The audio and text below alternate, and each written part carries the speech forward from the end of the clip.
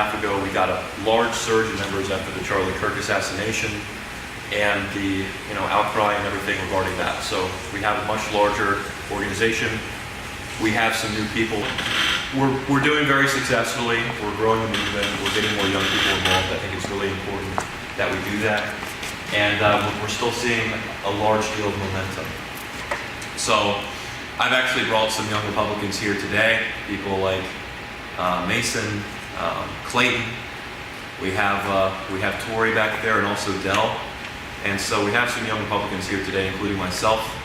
So we're just continuing to grow the movement, and we want to incorporate those people in the Delmarva conservative movement because it's important that we have those cross-generational bonds and teamwork, and the young Republicans as well as the seasoned Republicans, as David likes to say. So it's really, really important that we have both of those groups working together to make our Wycomico County better, to make Maryland great again. That's what I want to do. That's my position. That's the goal of the Maryland College Republicans. So we're aiming and we're fighting to do that as best as we can.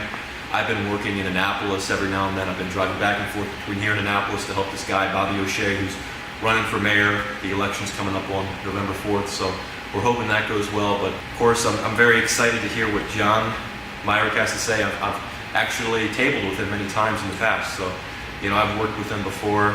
We've done work together. He's a very, very hard worker. He does a lot of grassroots. He's running a grassroots campaign in the state of Maryland. He's talking to everybody. He's doing as best as he can to reach all voters in Maryland. So I'm glad that he's here today. That's all I have to say. So thank you all. I appreciate it. When we do the Lord's Prayer, just remember and think about the words that we're saying. Indeed. Yeah, because just don't make it a routine, okay? Right. All right. Our Father, who art in heaven, hallowed be thy name. Thy kingdom come. Thy will be done on earth as it is in heaven. Give us this day our daily bread. And forgive us our trespasses, as we forgive those who trespass against us. And lead us not into temptation, but deliver us from evil. For thine is the kingdom, and the power, and the glory forever. Amen. Amen. And we'll go ahead and do the pledge. pledge allegiance To the flag of The United States of America, and to the republic for which it stands, one nation, under God, indivisible, with liberty and justice for all. All right.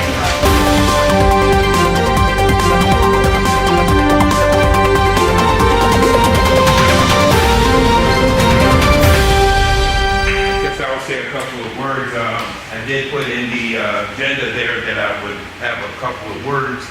So, first of all, I do say thank you to Councilman Wynn for standing up for the things that we conservatives hold dear, and that is just getting back down to the basics of things. This country was founded upon Christian belief, and for him to stand up there and pray, even though we had people say that they don't need his prayer. Just for him to be a good role model like that, I appreciate that, and I thank you. I do have this verse real quick I want to share, and that's coming from Hosea, the 4th chapter, verse 6. And it says, "My people are destroyed for a lack of knowledge. Because thou hast rejected knowledge, I will also reject thee. Thou shalt be no more priest to me, seeing thou hast forgotten the law of thy God. I will also forget thy children." Knowledge. We were in surplus, now we're in a deficit, and Maryland has suffered. It's time to get back to loving family, keeping the family together, and let's get Maryland back on track. So without any more ado, let's welcome John Myrick.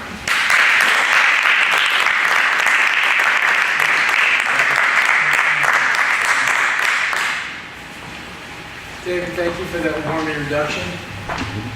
Good evening, ladies and gentlemen. I'm John Myrick, and with your help, I will be the next governor of the state of Maryland. A little about me. First off, I am not a politician. I loathe politicians, quite frankly. I have very little use for them. And the difference there is stark. Politicians are people that sit in elected office and they talk about problems. Public servants are the people that solve problems. I'm a public servant.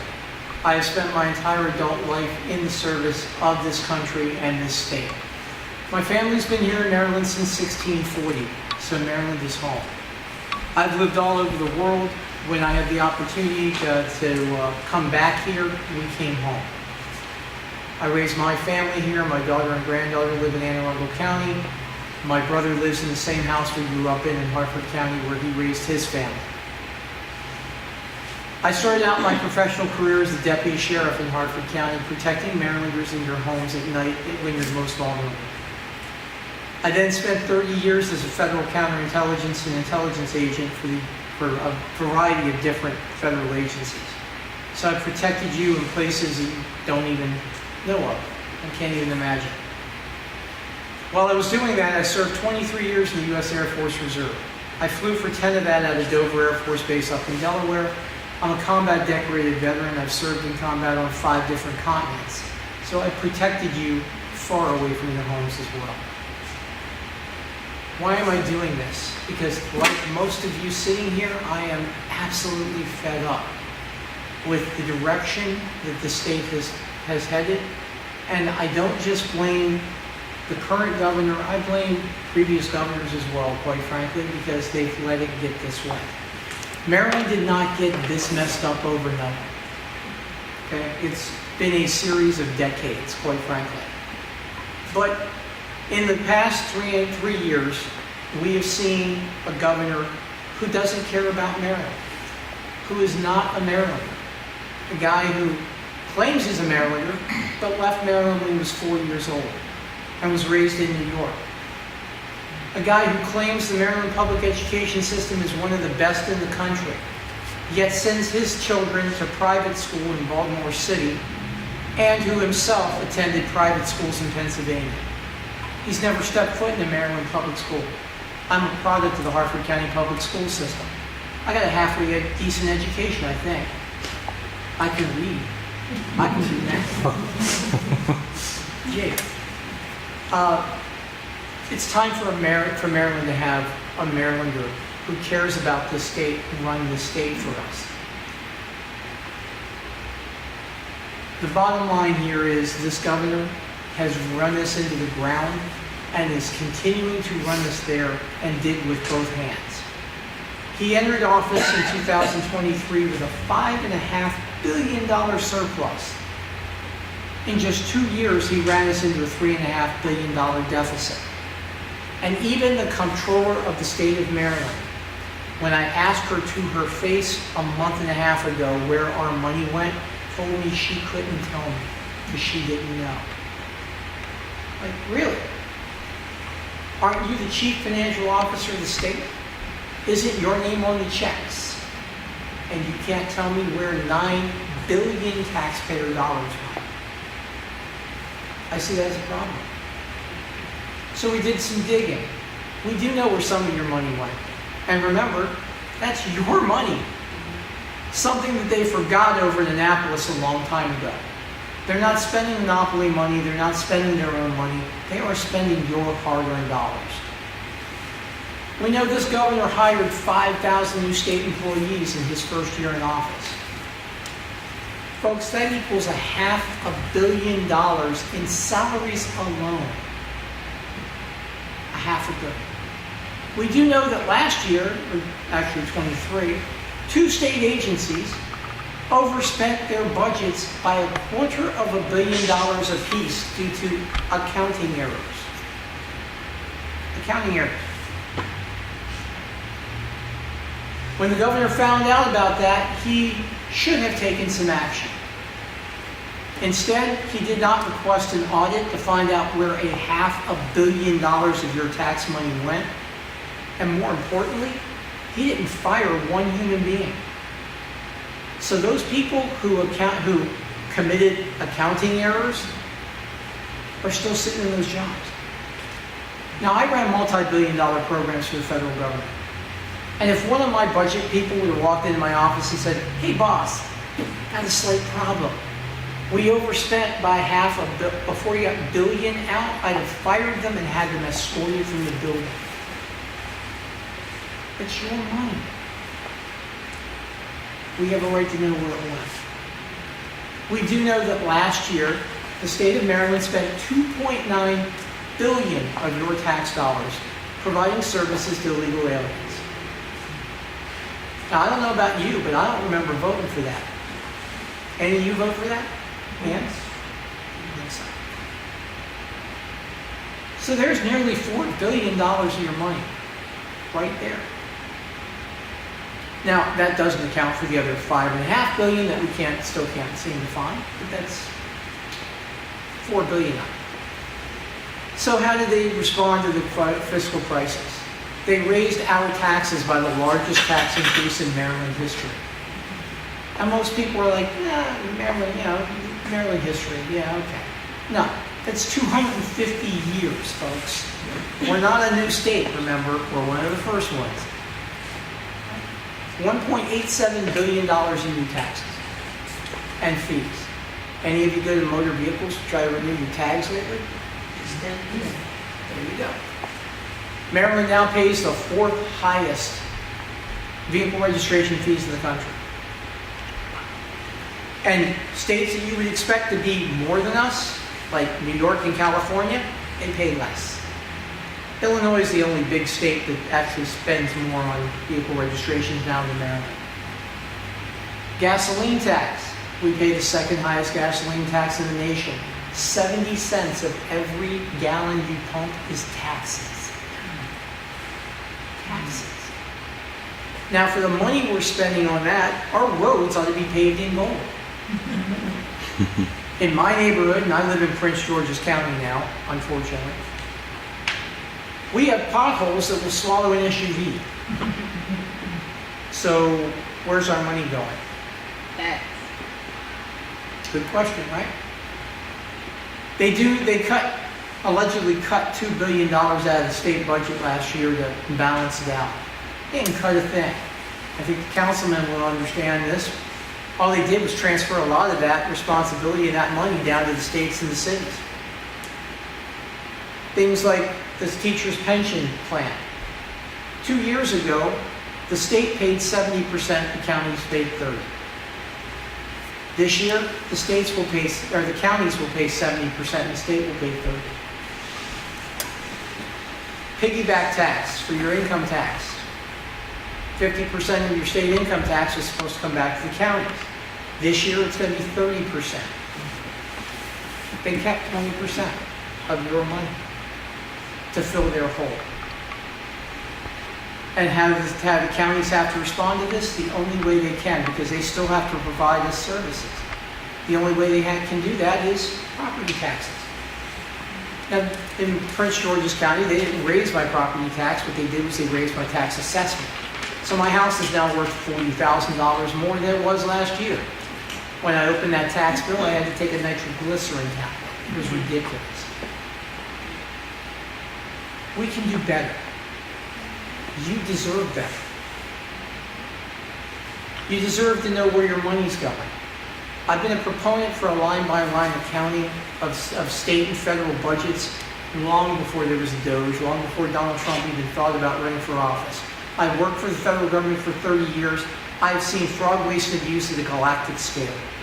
I know it happens in the state of Maryland as well. We will bring in, on my first day in office, an accounting firm from outside, be that Deloitte, Ernst & Young, someone who has no ties to Maryland state government. And we will find where our tax money is going in every state agency. And where there is waste, we will cut that waste. Where there is fraud, we will prosecute the offenders, because no one steals your money on my watch.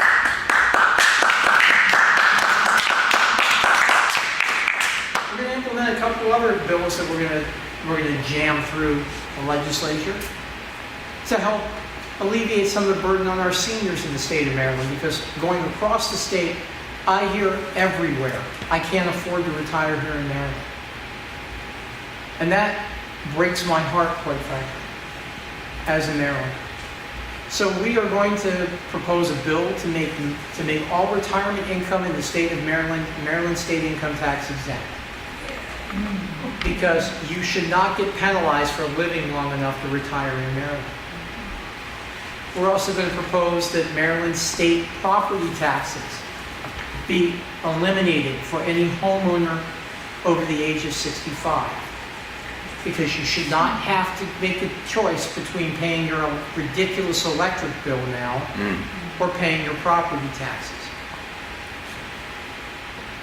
How are we going to do this with a Democrat supermajority legislature? Common sense. And quite frankly, embarrassment if we have to. The governor's office is a very powerful office here in the state of Maryland. Most people don't realize that. Our legislature, as you well know, only meets 90 days a year. The other 9 months of the year, the governor runs the state by executive decree. So he has a great deal of power. He also has a bank of TV cameras and microphones right outside of his office. And anytime he'd like to, he can walk out there and let the people of Maryland know what is going on in their government. Something that Democrats and Republican governors have hidden from us for decades. They don't want you to see how the sausage is made. Me? I think we should all know. I don't need to run for office. I've got 2 pensions and a nice consulting job right now for the federal government where I will take a huge pay cut to be the governor of Maryland, which does not thrill that beautiful young lady in the back of the room at all. But she's willing to put up with it because this has to be done. Now, I can't do this by myself. You see on the little brochures that you've got, and the lady right here, Dr. Brenda J. Chan, my lieutenant governor running mate. Dr. Chan is an educator. She teaches special education in the Washington County Public School System. Has been doing that for 30 years. She holds a PhD in special education leadership. She also served in the Maryland General Assembly, was the first African American woman to serve in the Maryland General Assembly as a Republican in the history of the state. She is well respected in Annapolis on both sides of the aisle. And you will get a chance to meet her. She's going to spend some time down here on the shore as well. This event this evening, folks, is event number 293 since February 26th. We're in 7 different counties this week alone. We've done events, at least 4 events in every single county in Maryland, from Garrett County to Worcester, from Cecil to St. Mary's. And we'll continue to do that. Fiscal responsibility is key for a governor, and this guy has no clue as to how to do it. He ran a nonprofit making $1 million a year running a nonprofit that he ran into the ground.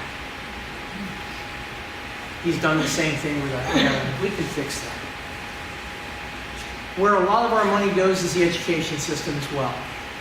And again, that's why I chose a teacher as my lieutenant governor running mate. They forced the blueprint for education down our throats over the objection of a Republican governor a few years ago to spend $30 billion additional tax dollars on our education system. Now, I'm not opposed to spending money on education, folks. And again, I'm a product of Maryland public education. I got a decent education. In a time when we spent, if you even adjusted for inflation, less per capita than we do nowadays. But the focus was on reading, writing, and arithmetic back then. Not on gender studies, or which pronoun you use, or if mommy or daddy yell at you, you call 911. I called 911 as a child, I'd have gotten beaten by the cop. We can fix the Maryland education system. Right now, Maryland spends more than 37 other states in the nation per capita every year on education.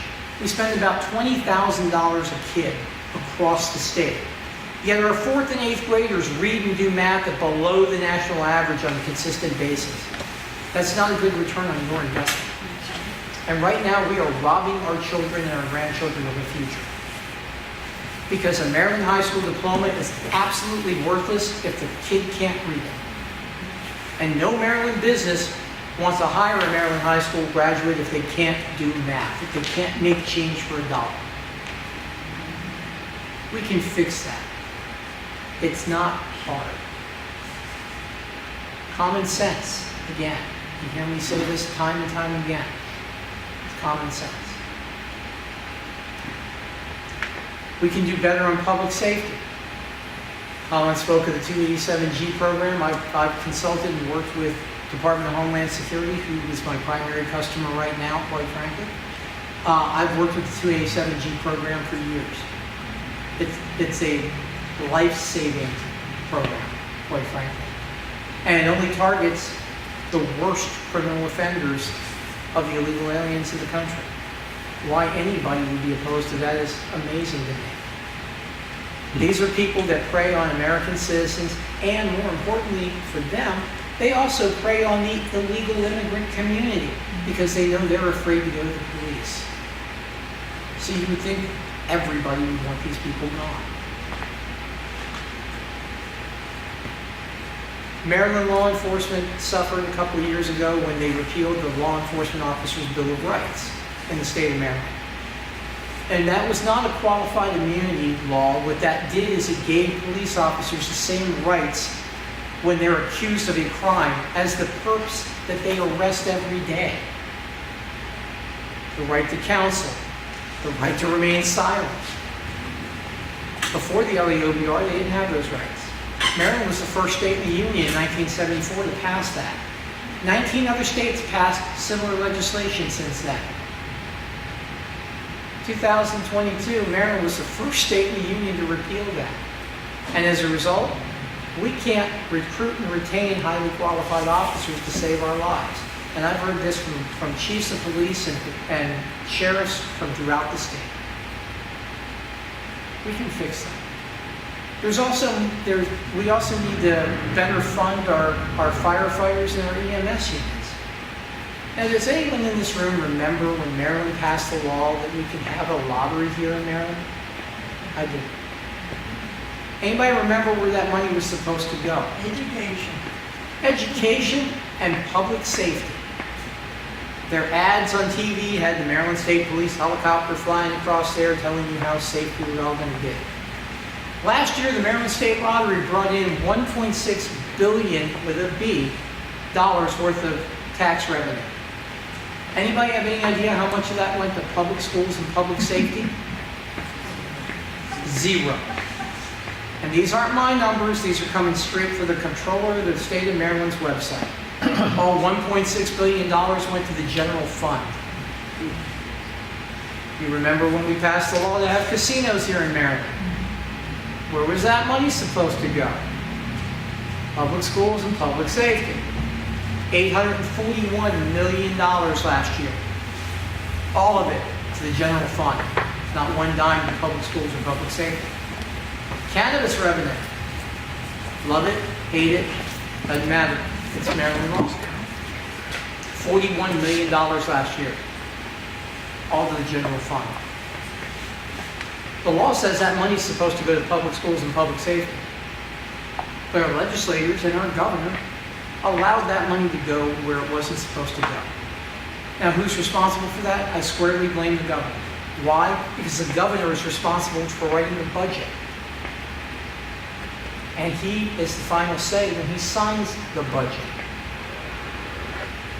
That money will be reprogrammed, and there is more than enough money left for public schools and public safety. I've heard from volunteer fire companies across the state horror stories about the fact of their lack of funding. Out in Westernport, in Allegheny County, you may remember they had some flooding out there back in May.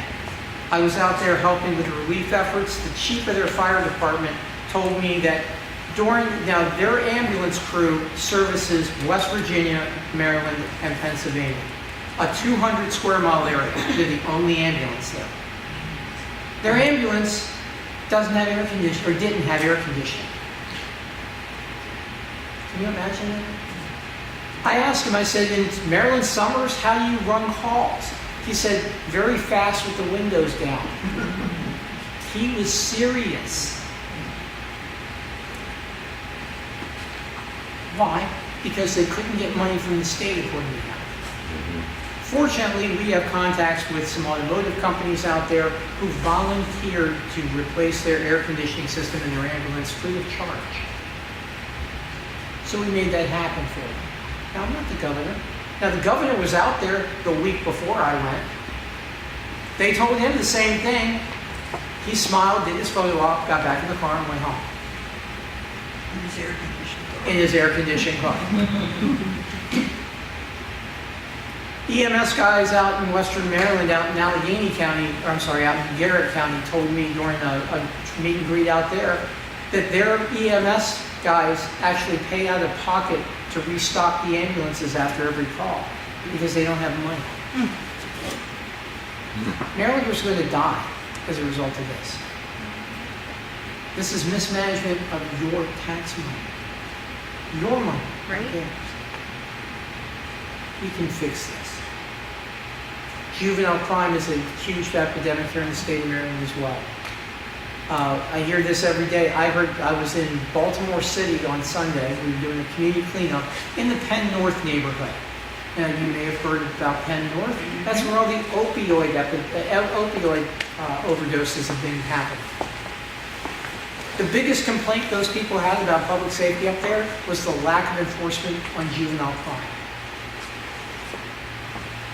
These are people that are literally watching their neighbors drop dead in the streets.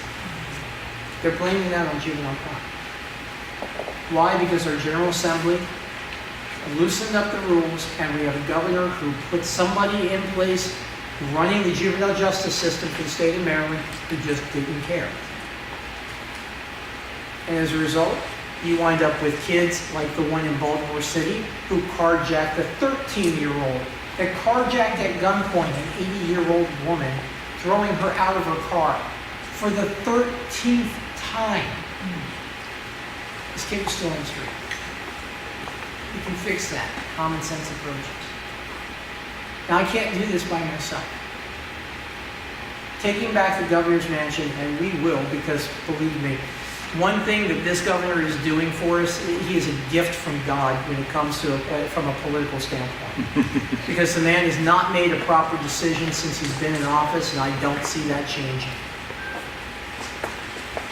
So when we take office in about 13 months from now, actually we take office in January of 27, but once we're elected about 13 months from now, we'll start working on this, but taking back the governor's mansion by itself does nothing for you. And it does nothing for Maryland. We have to supplement that with increasing the Republican minority right now in the state legislature. And we're working across the state, recruiting good candidates for state delegates and state senate seats, and we're working all across the state with them. I work very closely with our Republican delegation in Annapolis, and I run these plans by them. They think they're doable. Now, we're not going to fix Maryland overnight. Like I said, it didn't get screwed up overnight. It's not going to get fixed overnight. I would love to stand here and tell you I have a magic wand in my pocket and I can wave it and everything will be fine and, sunshine and roses, day one as governor. But then I'd be a politician. It's going to take time. But we can put Maryland on the right course. We can account for your money. We can exercise fiscal restraint and fiscal responsibility. We can bring businesses back to Maryland. Our Maryland business tax structure is ridiculous. We're charging businesses 8.5% is the corporate tax rate right now. No wonder businesses don't want to locate in Maryland. Anybody here at the McCormick Spice Company? Old Bay Seasoning? Ring a bell? Last year during the legislative session, they threatened to move their entire operation to Virginia because they're being taxed out of Maryland. They've been in Baltimore for 141 years. And as a Marylander, everything we've talked about offends me greatly. Nothing offends me more than thinking that Old Bay seasoning is going to be made in Virginia. We put Old Bay on Old Bay here. I mean, ice cream. Some people do, I don't. It's not a bad idea. That's pretty yummy. Thinking the same. But we Try can that later. bring businesses back to America. We can change some of these screwy leftist policies that you see in Annapolis that are directly responsible for the cost of living here. According to PJM, the company that oversees the electric grid for the entire East Coast, Maryland's electricity costs have gone up 1,012% since Westmore took office. 1,012%. And they attribute that directly to his green energy policies. Now, folks, I'm not anti-environment. This is Maryland. We have the bay, the ocean, not too far from here, the mountains. We need to protect Maryland's environment. But we can't do that on the backs of Marylanders with technology that's not ripe to do that. We're down to 2 fossil fuel burning electric generation plants in this state, in the entire state. Wind and solar ain't gonna cut it. You couldn't cover enough of Maryland, actually, if you covered all of Maryland. In solar panels, you still wouldn't generate enough electricity for Maryland's needs. And that's coming from science, not me. Wind, the stuff off of Ocean City, I want to see that gone. That's an abomination, and it's damaging our environment, and it's damaging Maryland resources. And the electricity wasn't going to go to Maryland anyway. It was going to Delaware. We will do better. You will have a governor who can work with the federal government. There's a novel concept. You've got a governor right now who came back from meetings in Washington, D.C. in January and said that he cannot work with this president. Maryland's largest employer is the federal government. When Donald Trump took office, 320,000 Marylanders got their jobs from the federal government. It's now down to 275,000. We're hemorrhaging jobs. We lost the Bureau of Engraving and Printing, the people that make our money. They were supposed to move from Washington, D.C. to Beltsville, Maryland. That was a $1.9 billion project, canceled. The FBI headquarters was supposed to move about 5 minutes from my house in Greenbelt, Maryland. 29,000 jobs, tens of billions of tax dollars. Gone. Why? Because who's going to put a federal law enforcement agency smack in the middle of a sanctuary county that won't work with federal law enforcement officers? So now you're staying in Washington. NIH, National Institutes of Health in Bethesda, Maryland. They lost 20,000 jobs. And the hits just keep coming. Now, if your largest employer is someone that you don't like and you're the governor, you swallow your pride and work with it. That's your job. And if you can't, step aside and let someone who can do it. Because Marylanders are hurting because of it. We can fix these problems. We were talking about energy. Calvin Cliffs nuclear plant across the bay. Clean energy. Nuclear is clean energy. You know, environmentalists are screaming all the time about clean energy. Nuclear is clean energy. They've been trying to expand their reactor capacity since 2007. They can't get a governor willing to go down to Washington and lobby on their behalf with the Nuclear Regulatory Commission to get the permits signed. I happen to know a lot of those folks at the NRC. Some of them who signed those permits started their careers as my interns. Maybe we can get a couple of signatures. Just saying. We've also talked to a company out in Montgomery County who does micronuclear technology. And they are telling me that they can put 5 micronuclear reactors scattered throughout Maryland that are safe, very safe equipment, and turn Maryland into an energy producer from an energy consumer. And they can do it in as little as 2 years. They also tell me they've been talking with the Moore administration for the past 2.5 years about doing that. Going nowhere. I don't know about you, but I'm tired of opening my BGE bill over there where we live with a bottle of Maalox and a bottle of scotch on the table. And wondering which one I'm going to have to take a drink from, and usually it's both. We can fix these problems, folks. It doesn't take a rocket scientist. It takes common sense. It takes a governor who's not looking to use this job as a stepping stone for something bigger and better, like our last 3 governors did. I have no political aspirations beyond this. Quite frankly, if you'd have asked me a year ago, if you had said a year ago that I'd be standing here talking to you about running for governor, I'd have sent you for a drug test. There is no way I was going to do this. No. But you have 2 choices as a Marylander. You can either stand up for your state and do the right thing, or you can be part of the problem. And I was raised better than that. I was raised in a household of public service. I was taught to run towards the fight, not away from it. And I can no longer sit back on the sidelines and expect things to change without doing something about it. That's why we're here. That's why Brenda is running as my lieutenant governor. That's why my wife is putting up with me dragging her all over the state every single night. And every weekend. All it takes is common sense, some decent judgment, and some effort. Those little brochures that you were given or that were on the chairs when you came in, they outline some of our policies briefly. Basically, it's this thing and then the back.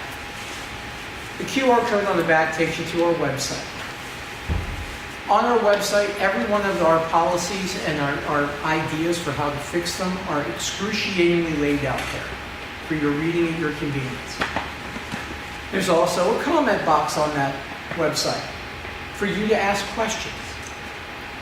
Those comments come directly to my personal email address. They don't go to the staff. They come to me.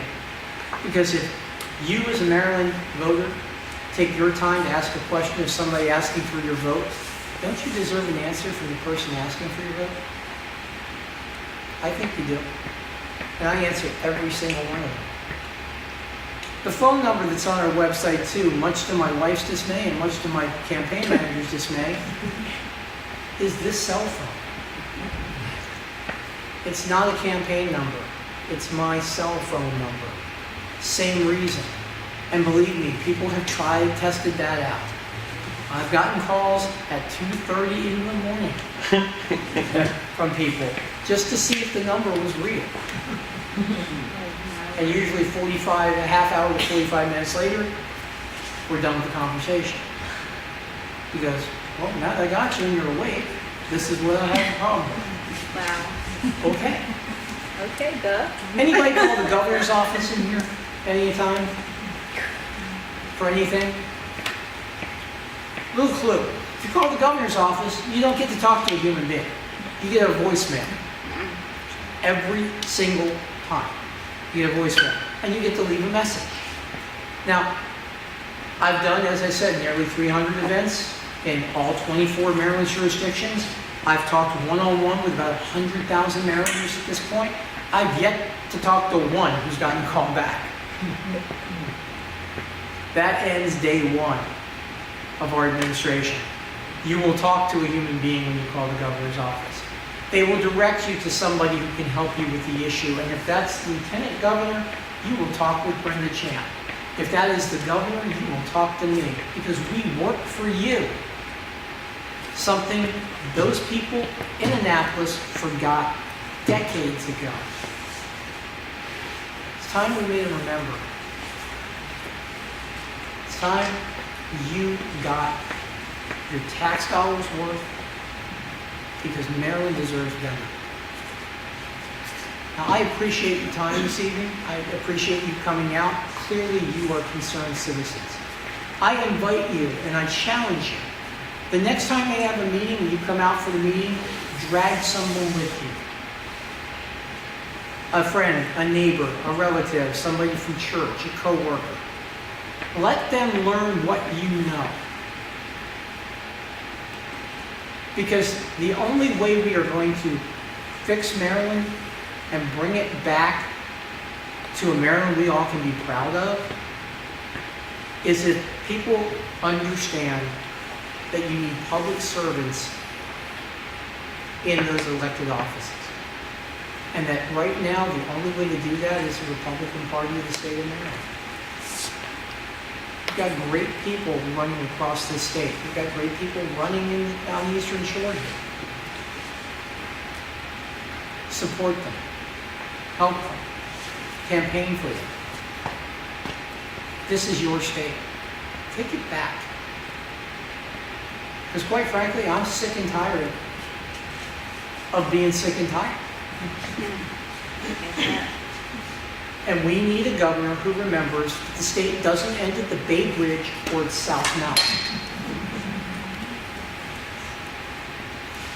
I'm standing here, this is my 14th time to Wycomico County since February. I was here for the fair, spent a couple of days down here for the fair, nearly got killed at the fair, or after the fair. Different story, we'll save that for another time. The bottom line here is, I will never forget who I work for. I have never forgotten who I work for as a public servant my entire adult life. And that's not going to end. This won't be the last time you see me, even after the election. Once I'm governor, how do you learn what the problems in the community are if you don't bother to come out to them? The only time you see the governor over here is when there's a convention in Ocean City they want to talk back. When was the last time you saw him walk in a neighborhood? I walked Penn North on Sunday in Baltimore City without a security detail down there. Just those angels. Unlike our governor. Maryland deserves better. You deserve better. We intend to give that to you as your next governor and lieutenant governor. And I'll take your questions, but I thank you very much for your time and attention.